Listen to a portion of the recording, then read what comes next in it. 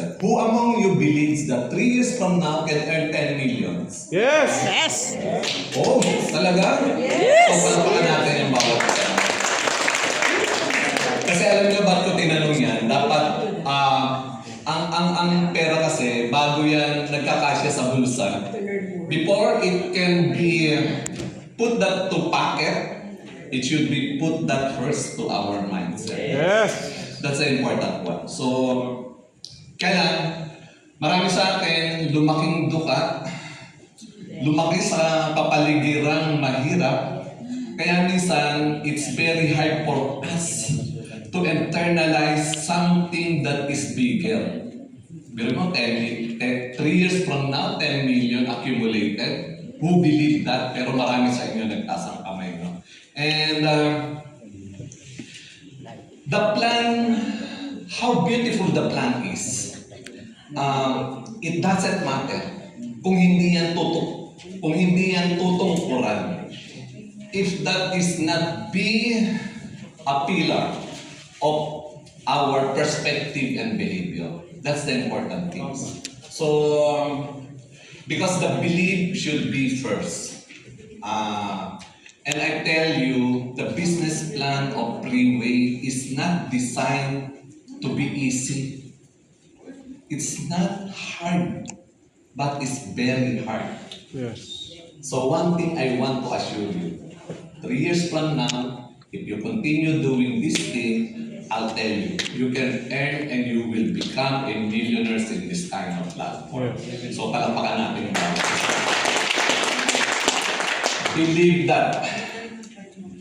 Kung hindi man tayo kumita agad ng milyon in this kind of platform on the process, but one thing I want to assure you, that you can become a millionaires by your mindset and by your heart. I think that's one of the important things that we need to be on the process. We need to change sometimes our mindset, no? Because madalas kong sabihin to, we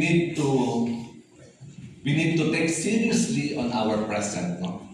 Kung ikaw ay 40 years old na at nag-iisip kang pumasok sa employment, you're not priority, I'll tell you. So anong gagawin mo? Because your present condition, if you are not satisfied on your financial condition, that is the result of what happened 5 years ago. Stretching to 10 years ago.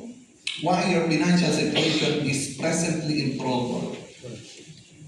If there is no serious, kung walang seryosong gagawin ngayon, for the following next 5 years, your condition, 5 years from now, and 5 years ago, pag in-assess mo, is the same.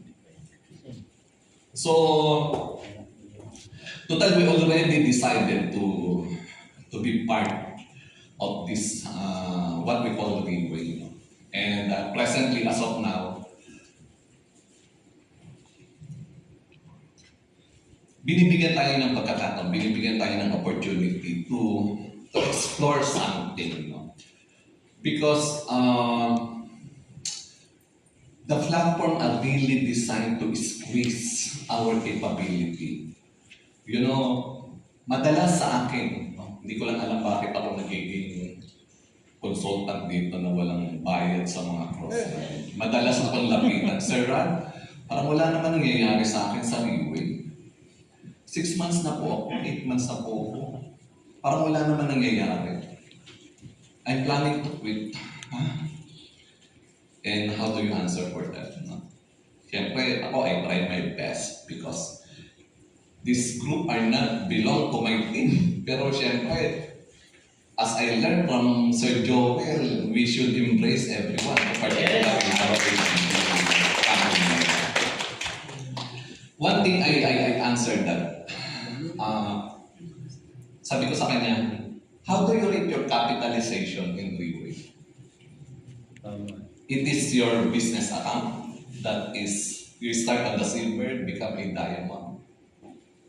That's how you assess. What if 3 years from now, there is a 10 million na nag-aantay sa'yo. Kailangan mo lang trabahuin. That is your capitalization. Yun yung nag-aantay na pera sa'yo. And what, sasapat ba yung reason mo as of now dahil pagod ka, yung mga downline mo ay sobrang baba, no? Matitigas ang ulo, hindi naiintindihan pa rin yung proseso, ayaw mag-rank up. Sapat ba yun? Sapat ba yung mga dahilan na yun for you to see the potential of yourself in the future?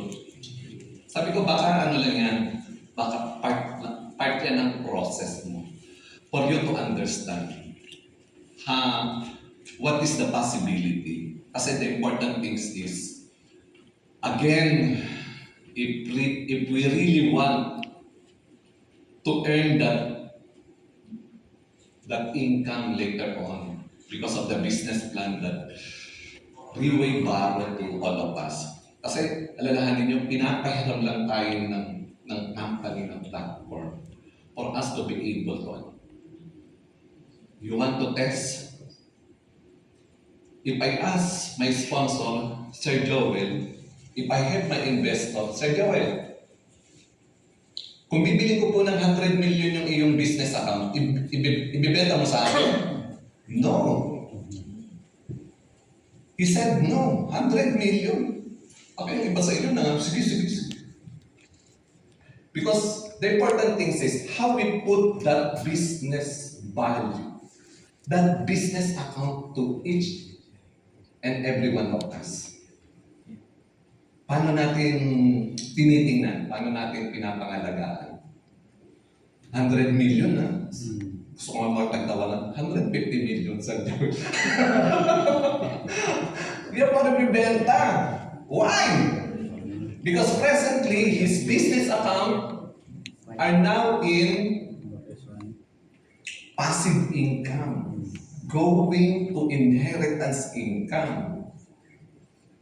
Sure yung mga anak ni Sir Joel that after of what he doing, kung magpahinga yan 5 years from now at kumita na lang kanyang business account ng 5 million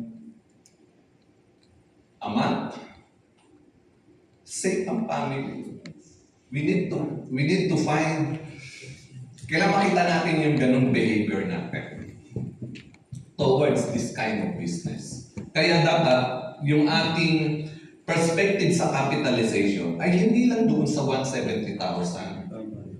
Kasi paano try to imagine the person, the former pedicab driver, may kakayahan ba siyang magbayad ng isang silver account man lang? Isang capsule nga lang eh. May hirapan siya kasi nga, yung kanyang pamasahe hanggang top lang. Pag hindi dumating si Ma'am Luz, di sila makakarating dito. Maglalakad siya pabalik ng Fairview. Alas 10, kawawa. Payat na kain ko. Pero anyway, can we give a round of applause to Aran? Because, aminin man natin o hindi, we borrow his strength from him because of his background. No? Kung nagawa niya, hindi pwedeng hindi natin magawa. So, para sa mga hindi pa nakakakilala kay Sir Deo, tayo naman Sir Deo, para naman po. Kaya we have natin. Kaya ako pwede kayo magpapita sa kanya, magpa-picture. Ano lang, 5RW lang, no, Sir Deo.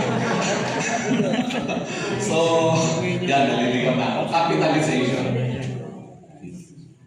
Kailangan we define that in a different perspective, no? Tingnan mo siya mga 3 years from now. Ano ang value niya? Para sa ganun mapanghawakan. Correct. Kaya nga, tuwa-tuwa ako doon sa mga presently, mga bata, mga kasalukuyang millennials, present millennials that presently involved in this business. I'll tell you, 3 years from now, 5 years from now, stay in the program, stay in the training program. I will tell you, when you reach a level of certain maturity, hindi po pwede hindi ka mag-milyonaryo in Reboy. I will It doesn't matter anong background mo. Sir Ron, plain housewife lang ako. It doesn't matter. Sir Ron, grade 6 lang natapos. It doesn't matter. The important is the willingness to learn, the willingness and your commitment. Because capitalization is not only for the money. Capitalization should be defined as willingness and effort. That's the important one. Secondary na lang talaga yung secondary na lang yung paglabas ng, kasi minsan diskarte na rin lang yan. Kaya hindi problema, I want to join Servat pero wala akong pang-join. It's irrelevant. Irrelevant sa isang technical driver. Irrelevant sa isang magbubuti. But they are now going on progress. Okay. We need to define in terms of business plan the time frame. Kasi sinasabi natin in the NDO, it should be long-term thinking and then duplication. Kailangan maunawaan natin yun eh. So that in the first NDO that we discussed, we define wisely way. Tapos may comparison siya in terms of source of earnings. Pero dapat yun, mapalalim natin yung behavioral perspective natin long-term in this business. Because on the process of progress, on the process of progress,